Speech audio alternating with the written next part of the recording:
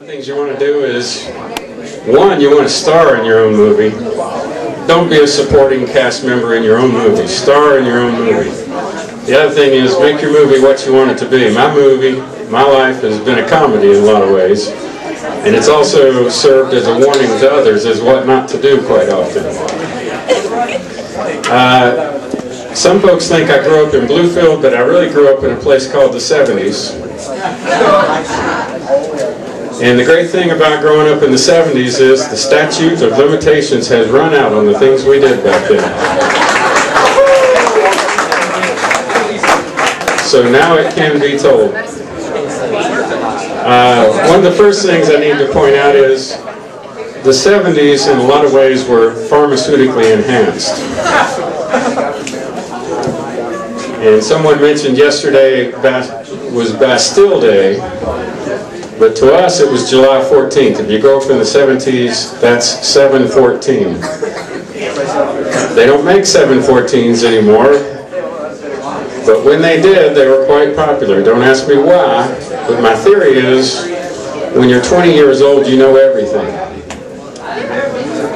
And since we were all 20 years old and we knew everything, we thought, wow, what would it be like to be stupid? So we took 7/14s, which were hypnotic sedatives, and they made you pretty stupid. So keep that in mind as we discuss this story.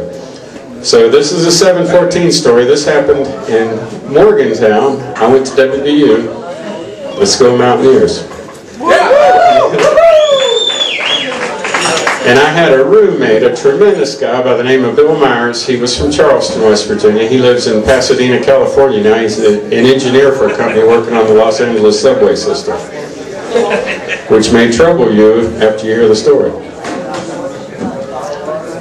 So we had gone out, it was the night before the Pitt game, I think it was the Pitt game of '79, driving my '64 Rambler. And the great thing about the cars back then, and especially a '64 Rambler, it had real metal bumpers, and it was built like a tank.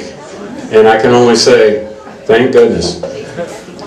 But we had gone out to Cheat Lake, enjoying our pharmaceutical recreation. We were coming back, it was night, and we were driving on what is now Interstate 68, and we saw a truck escape ramp.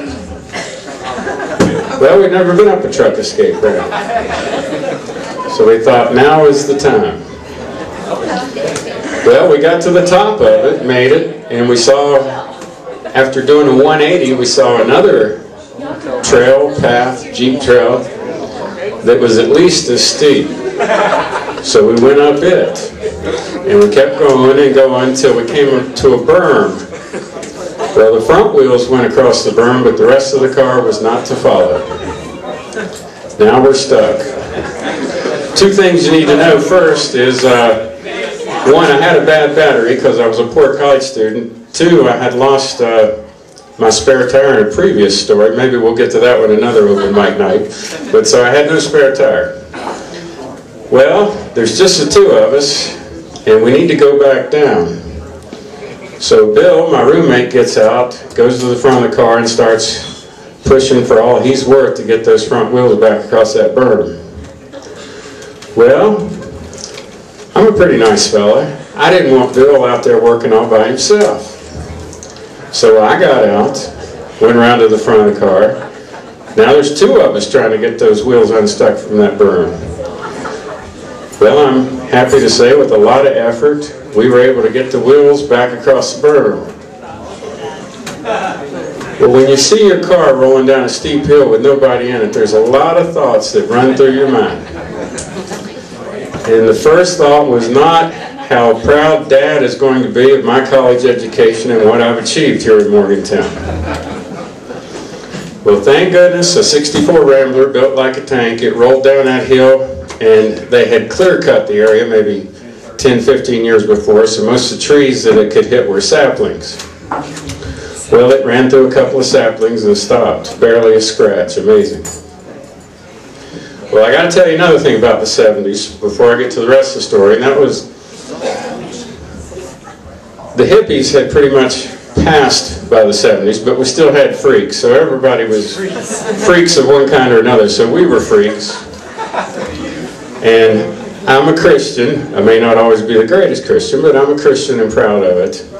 So when I use the term Jesus freaks, that's in no way derogatory. That's just back in the 70s we had Jesus freaks. And they were fine people, finest people you'd ever want to meet. So when I use that term, there's nothing derogatory. That's just, they get involved in this story. Well, we walked down the hill and we're pondering what our next step was going to be, because we are way up in the woods where nobody's going to come help us. And we had no clue what to do next because we'd been taking stupid pills. Well, about that time we saw headlights coming up the truck escape ramp. Now what are the odds of that? We figured there was only two possibilities.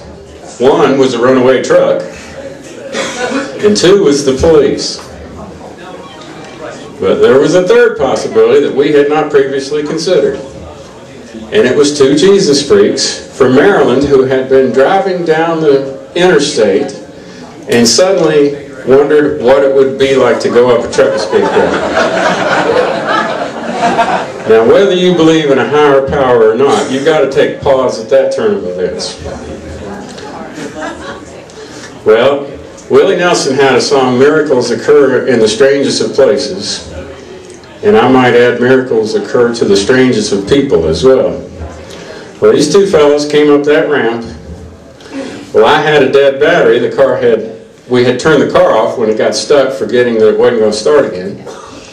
When they got up to the top of the ramp, not only did they drive up there and find us, but they had jumper cables.